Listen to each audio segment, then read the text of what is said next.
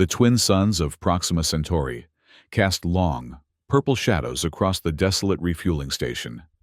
Crystalline formations jutted from the violet rocky landscape, catching the light of the artificial sunset and refracting it in prismatic patterns across the dome structure.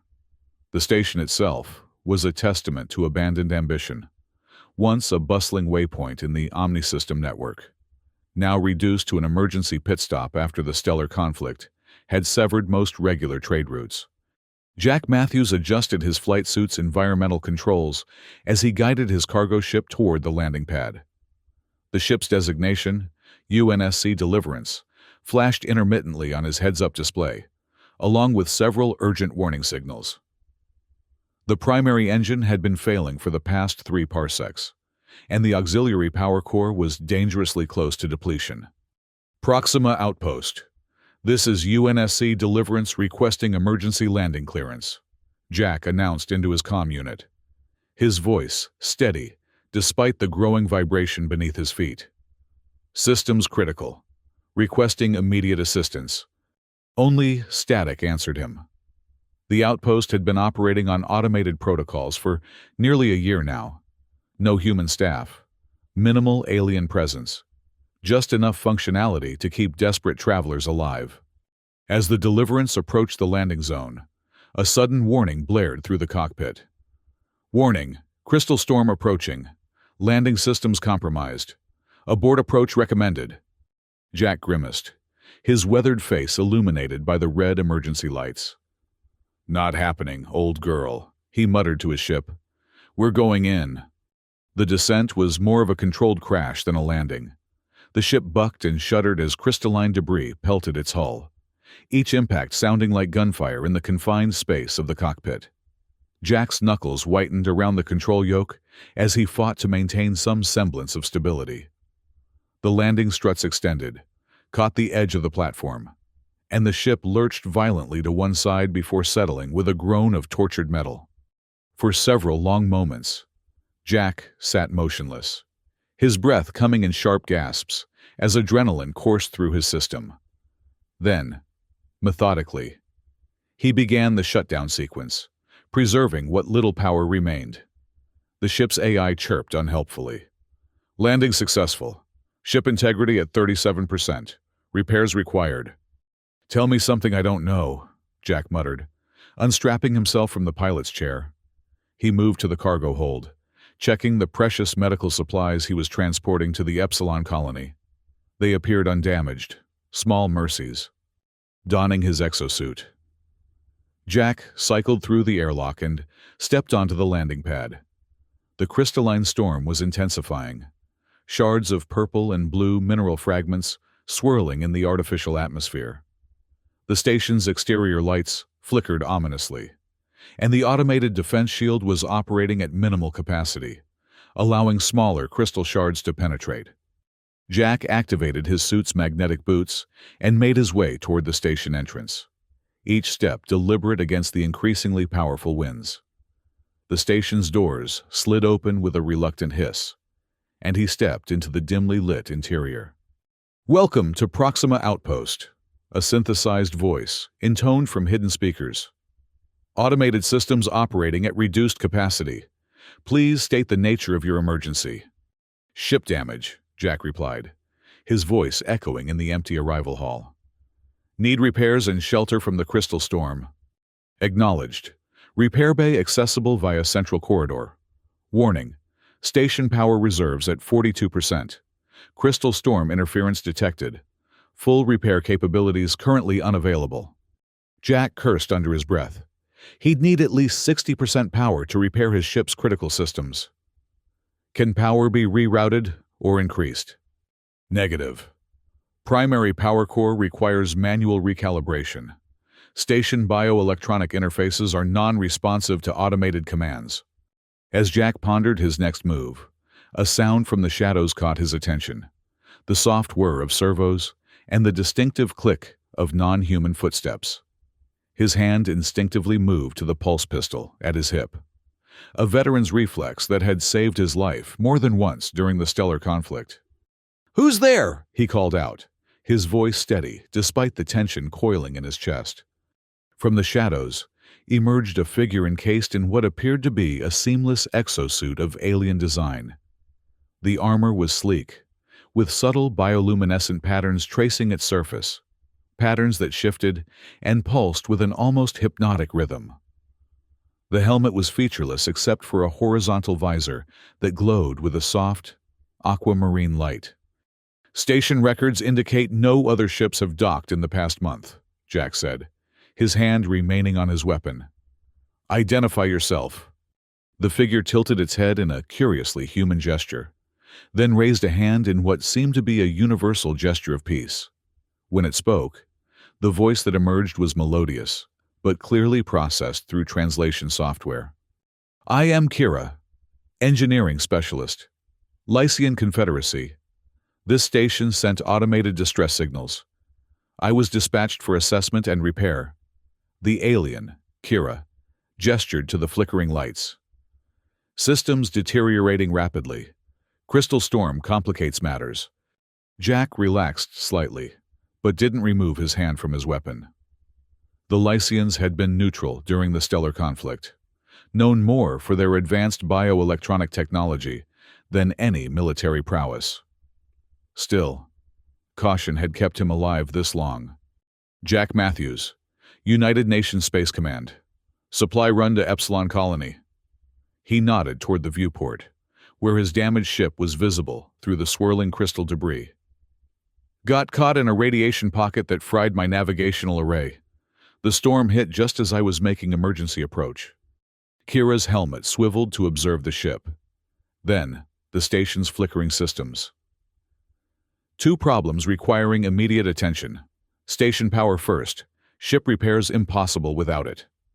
Her armor pulsed with brighter patterns as she spoke, almost as if emphasizing her words.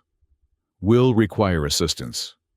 Before Jack could respond, the station's lights dimmed further, and the AI voice returned, now noticeably distorted.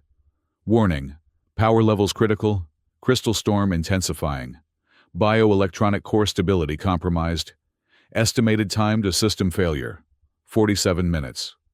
Kira's armor patterns shifted to a more urgent, rapid pattern.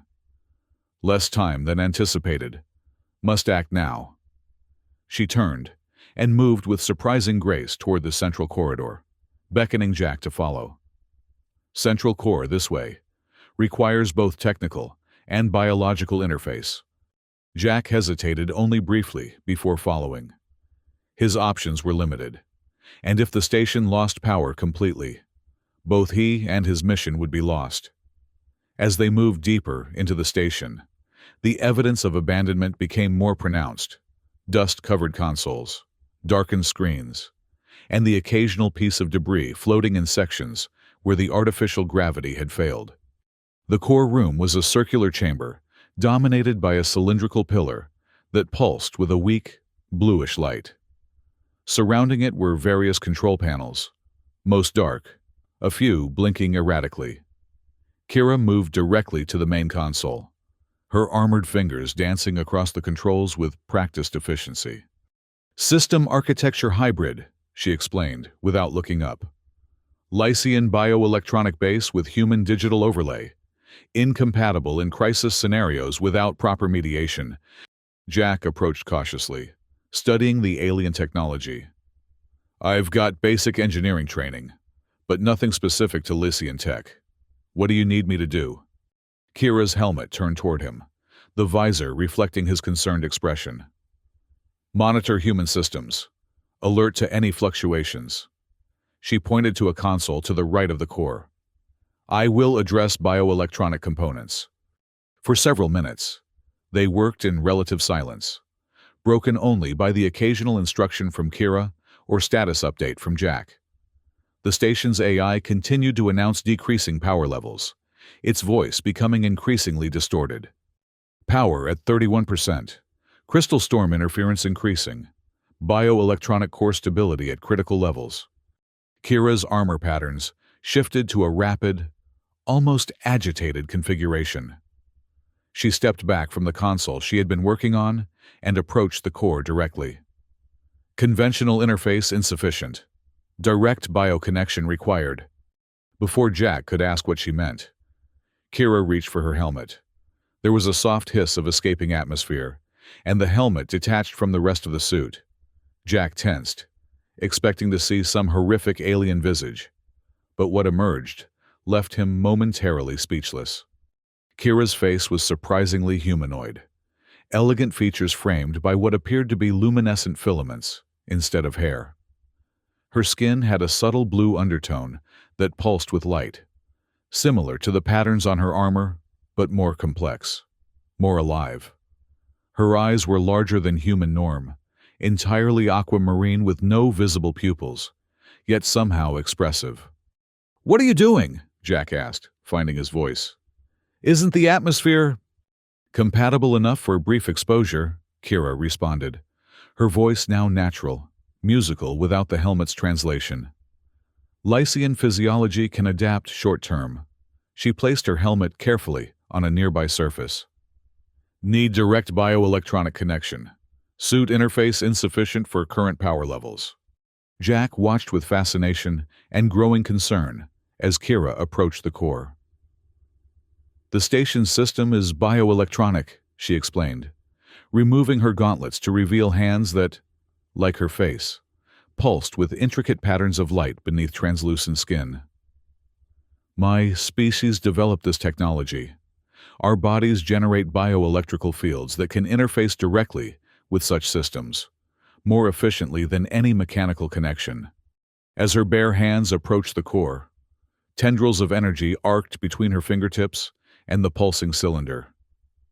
The light within the core brightened momentarily, and the station's AI announced, "Biosignature detected. Attempting recalibration." Kira's expression became one of intense concentration, the luminescence beneath her skin brightening. "Station systems heavily degraded.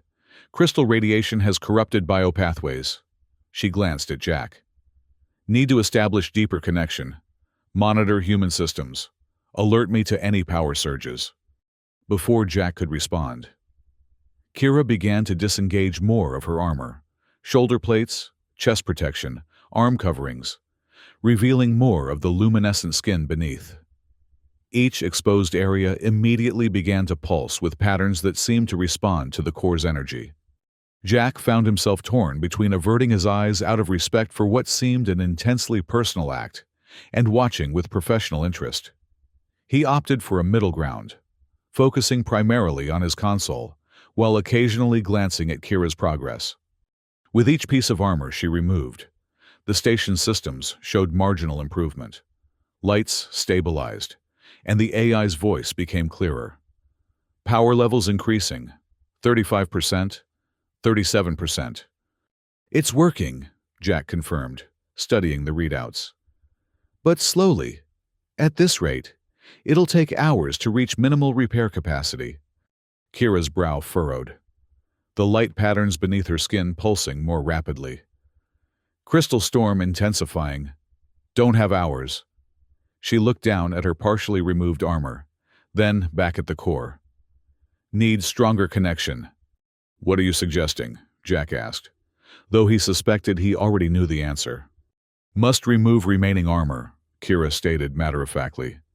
"Maximum bioelectronic contact required." Jack raised an eyebrow. "Is that safe? For you, I mean?" Something like appreciation flickered across Kira's alien features. "Risk exists. Direct exposure to core energy can overwhelm Lycian nervous system." Her luminescent patterns shifted to what Jack interpreted as determination. "Alternative is station failure. Your ship lost. Medical supplies undelivered." The mention of his mission seemed to settle something for Jack. He nodded once. "What do you need me to do?" "Monitor core stability. If patterns become erratic, may need physical extraction." Kira's gaze held his for a moment. "Would require touching me. Cultural taboo among my kind with outsiders, but necessary exception." "Understood," Jack replied, feeling the weight of the trust being placed in him. "I'll keep watch." With methodical precision, Kira removed the remaining sections of her armor until she stood in a form-fitting undergarment that seemed made of the same material as her skin, translucent in places, revealing the complex network of luminescence beneath. The light patterns had spread, now covering her entire visible form in swirling, pulsating configurations. She approached the core once more, and this time the energy reaction was immediate and dramatic. Arcs of blue-white energy connected her body to the cylindrical core, and the station lights suddenly brightened to full capacity. The AI announced, "Bioelectronic connection established. Power levels rising rapidly. 45%, 50%. Kira's expression was one of intense concentration, occasionally shifting to what appeared to be discomfort. The patterns beneath her skin brightened to an almost painful intensity, and Jack noticed with alarm that some areas were shifting toward a reddish hue, particularly around her hands and temples, where the energy arcs were most concentrated. Power at 62%, station defenses recalibrating, crystal storm interference being neutralized. Jack watched the readouts with growing hope, but his concern for Kira increased proportionally. The reddish areas were spreading, and her face showed clear signs of strain. "Kira, the power levels are sufficient now. You should—" His words were cut short by a violent tremor that shook the entire station. The AI's voice took on an urgent tone. "Warning. Crystal storm surge detected. Defensive shields at 40% capacity. Structural integrity compromised in sectors 7 through 12. Kira's eyes snapped open, now glowing with the same intensity as the core. Not enough. Shield harmonics misaligned with crystal resonance. Her voice had taken on an echoing quality, as if she were speaking both aloud and through the station's systems simultaneously. Requires complete biointegration. Before Jack could protest, Kira pressed herself fully against the core. The energy arcs intensified, enveloping her entire body in a network of crackling power. The luminescence beneath her skin pulsed in perfect synchronization with the core's rhythm, the patterns becoming increasingly complex. "Kira!" Jack shouted, moving toward her, but stopping short of the energy field surrounding her and the core. The readouts on his console were spiking erratically, some reaching levels he hadn't thought possible. Power at 87%.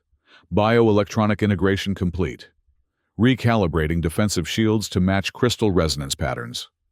Through the network of energy, Jack could see Kira's expression, a mixture of pain and determination.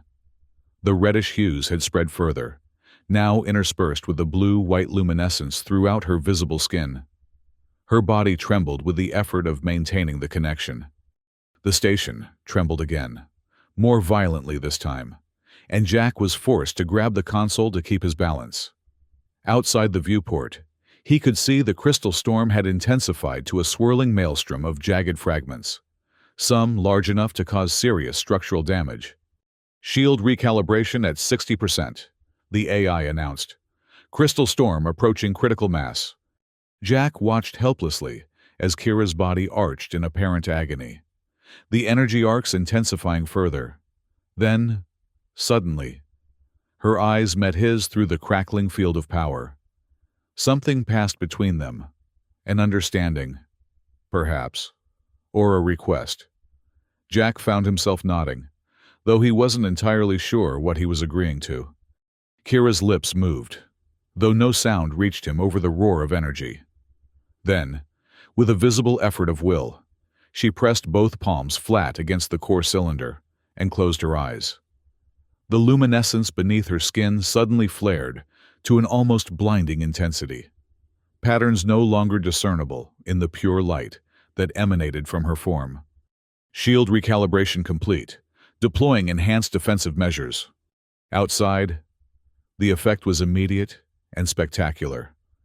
A dome of energy expanded from the station, not the usual blue-white of standard shields, but a complex, shifting pattern of light that perfectly matched the luminescence emanating from Kira. As the shield encountered the crystal storm, instead of merely deflecting the fragments, It seemed to harmonize with them, causing them to glow with the same patterns before gently dispersing into harmless dust. "Crystal storm neutralized," the AI announced, its voice now crystal clear. "Station power at 94%. All systems online and functioning at optimal capacity."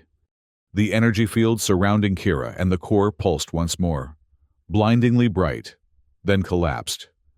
Kira's now unconscious form fell away from the core, and Jack lunged forward to catch her before she hit the floor. Her skin was hot to the touch, the luminescence now dim and pulsing weakly, like a failing heartbeat. "Medical bay," Jack muttered, gathering the alien engineer in his arms. Her weight was surprisingly light, even without the armor. "AI, direct me to the medical facilities." "Medical bay located in Section 3, Corridor B," the AI responded promptly.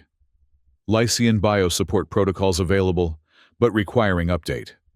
Jack moved as quickly as he dared, following the AI's directions through the now brightly lit corridors.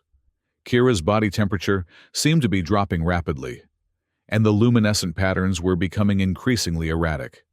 Whatever she had done to save the station, and by extension, his ship and mission, had clearly taken a severe toll.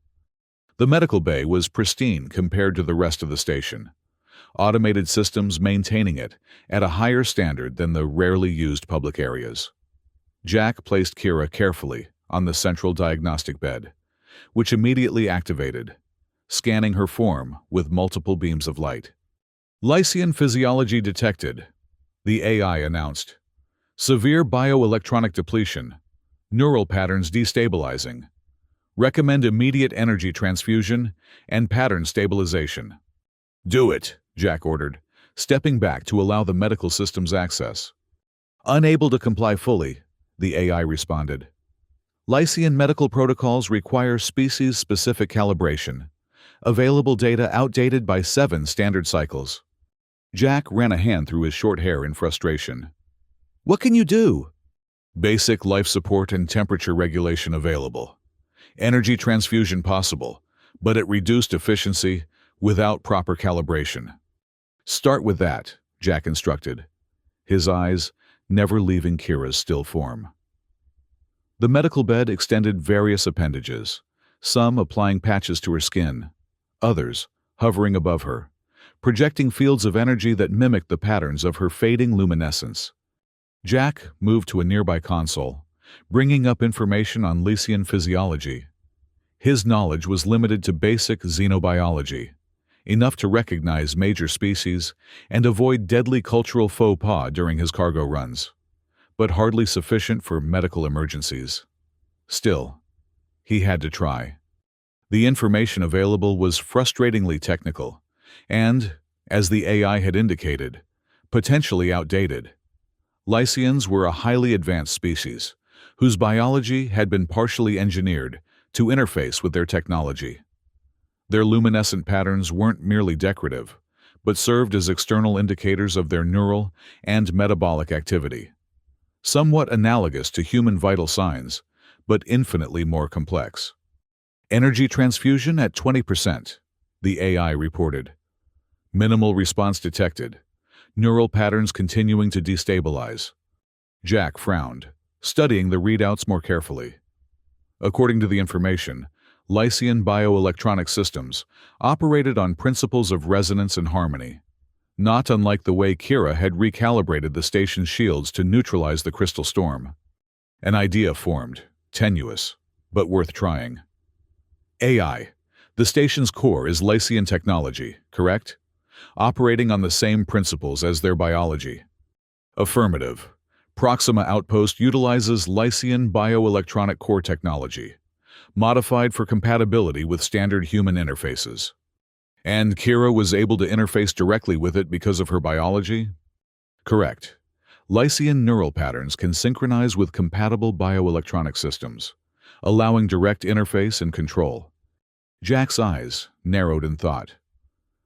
"So, theoretically, could the process work in reverse? Could the core provide the correct resonance patterns to stabilize her neural functions?" There was a brief pause, as if the AI were actually considering the proposal. Theoretical possibility exists. However, direct core access is restricted to authorized personnel for safety reasons. Override those restrictions, Jack ordered. Emergency medical protocol. She sacrificed herself to save the station, and me. We're going to return the favor. Another pause. Longer this time. Override accepted based on command authority and emergency conditions. Preparing core room for medical intervention. Jack carefully disconnected the medical systems from Kira and lifted her once more. Her skin was cool now, the luminescence barely visible. He moved quickly back through the corridors to the core room, which had transformed in his absence. The central cylinder had extended additional interfaces, and the energy field that had previously looked so dangerous was now a gentle, pulsing glow. Place the patient in direct contact with the primary interface, the AI instructed. Core has been calibrated to match last recorded neural patterns. Jack hesitated only briefly before carrying Kira to the indicated position. As her body made contact with the interface, gentle tendrils of energy, similar to but less intense than before, began to extend from the core to her skin. Where they touched, the faint luminescence beneath her skin brightened slightly. Neural pattern synchronization beginning, the AI announced. Initial response positive, continuing treatment. Jack stepped back, watching anxiously as the energy tendrils gradually enveloped Kira's form. The process was gentler than before, more controlled. The luminescence beneath her skin began to strengthen, first around the points of contact, then spreading outward in the complex patterns he had observed earlier. Neural stability increasing, bioelectronic resonance reestablishing, estimated recovery time, 3 hours, 17 minutes. Relief washed over Jack in a tangible wave. He found a nearby chair and sank into it, suddenly aware of his own exhaustion. The adrenaline that had carried him through the emergency was fading, leaving behind a bone-deep weariness. Will she fully recover? He asked the AI. Prognosis positive. Lycian physiology highly resilient when properly supported. No permanent neural damage detected. The AI's voice seemed to soften slightly. Recommended observation throughout recovery period. Jack nodded, settling in for the wait. Not going anywhere. The hours passed slowly.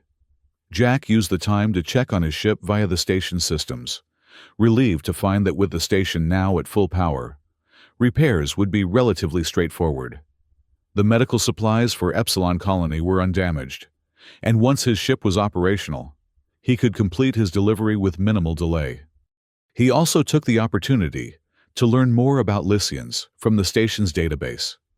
They were an ancient species, one of the first to achieve interstellar travel. Their technology had always developed in tandem with their biology, creating a unique approach to engineering that blended organic and electronic principles. The armor Kira had worn, now collected and placed carefully beside her, was more than protective equipment. It was a cultural signifier, an extension of their very being, which made her decision to remove it all the more significant. 2 hours and 43 minutes into the recovery process, the energy tendrils began to recede. The luminescence beneath Kira's skin had stabilized into strong, regular patterns. Predominantly, the aquamarine he had first observed, but with occasional ripples of other colors, green, gold, and soft violet. Neural patterns stabilized, the AI announced. Bioelectronic resonance restored to optimal levels. Recovery process complete. As the last of the energy tendrils withdrew, Kira's eyes opened, those striking, pupilless eyes that somehow still conveyed emotion.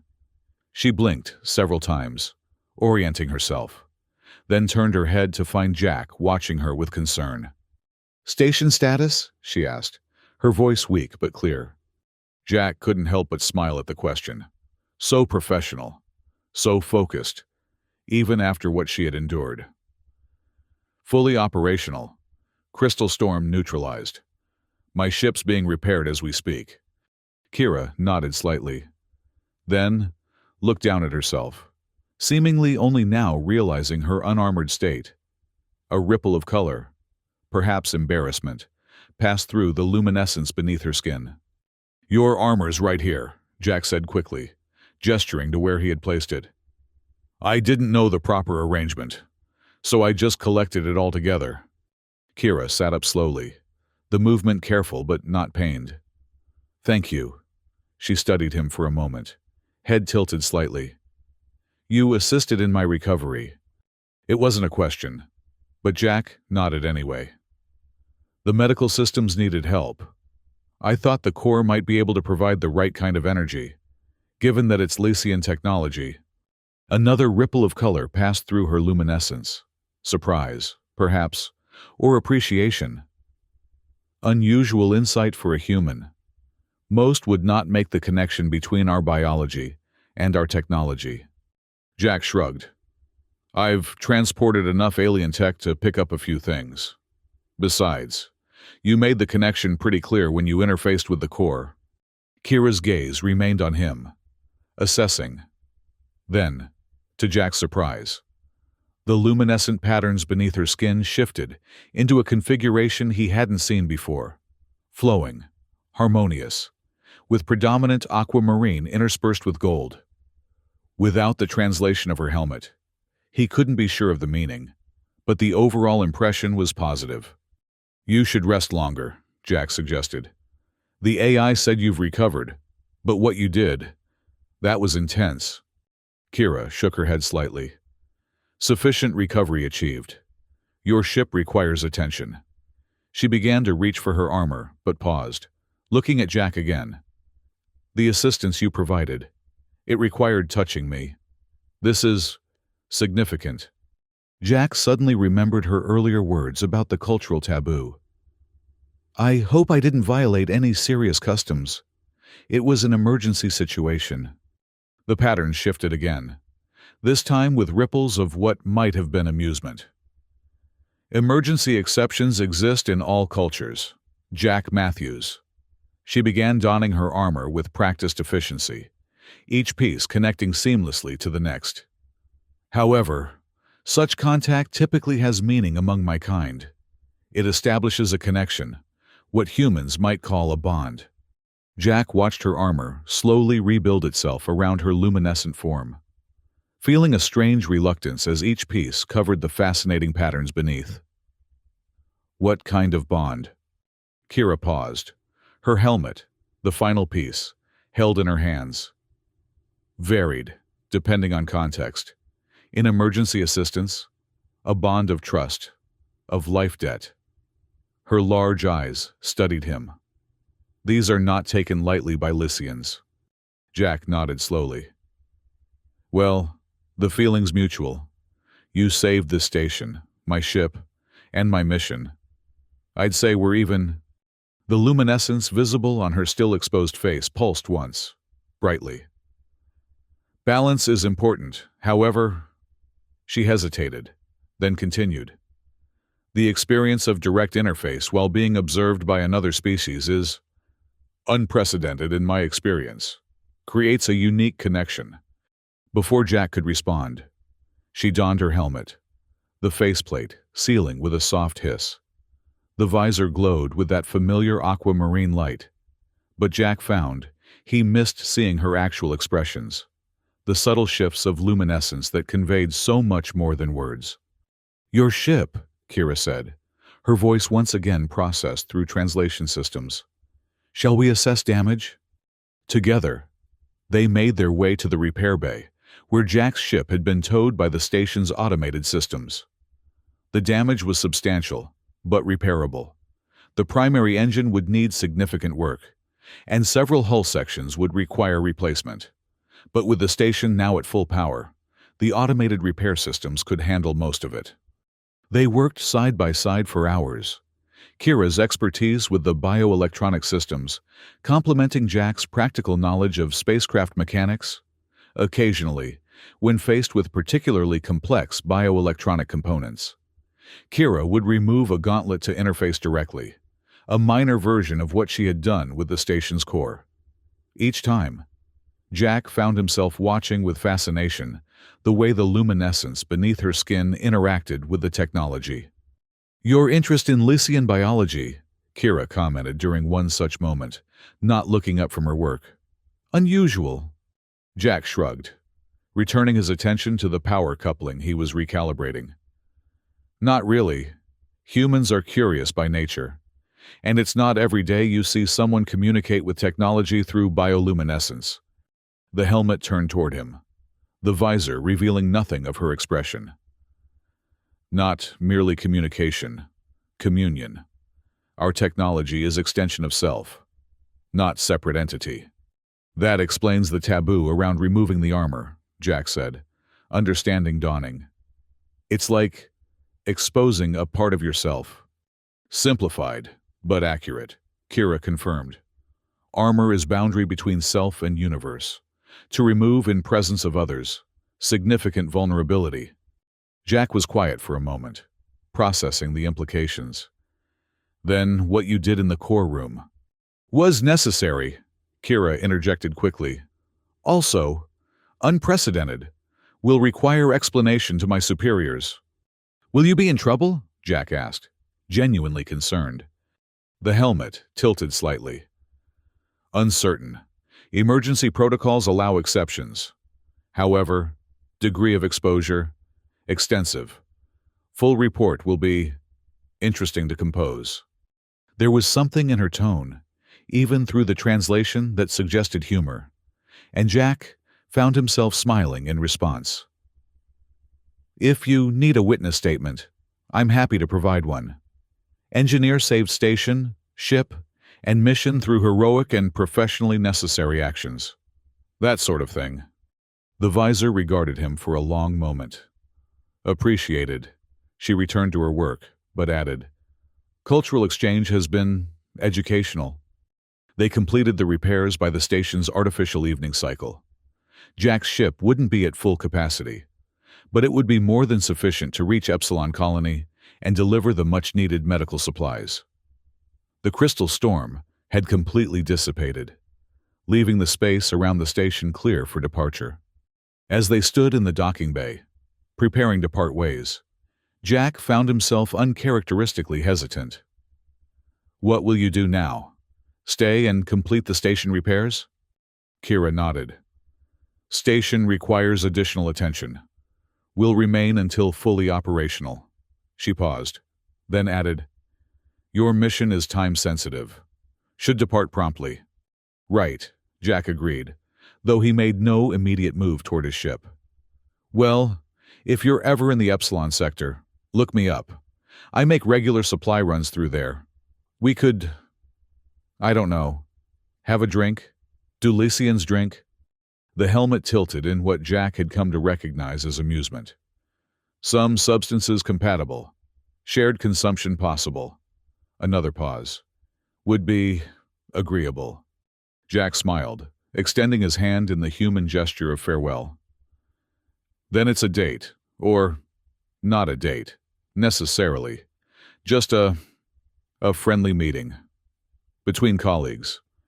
Kira looked at his extended hand, then slowly raised her own. Instead of grasping his hand, however, she removed her gauntlet once more, revealing the luminescent skin beneath. The pattern shifted into something new, intricate, harmonious, predominantly that familiar aquamarine but with threads of gold weaving through it.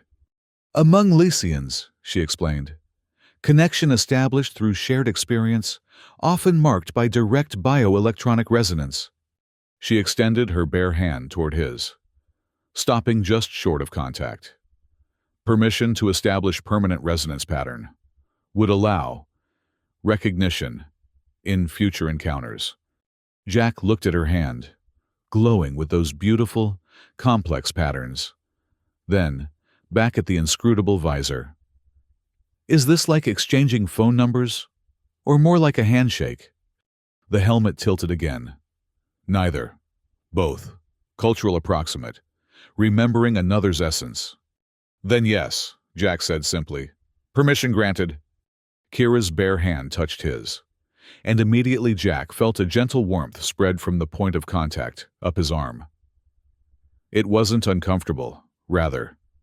It was like the feeling of stepping into sunlight after too long in shadow. The luminescence beneath her skin brightened, the patterns flowing toward their joined hands and seeming to pulse in time with his heartbeat. After a moment, she withdrew her hand.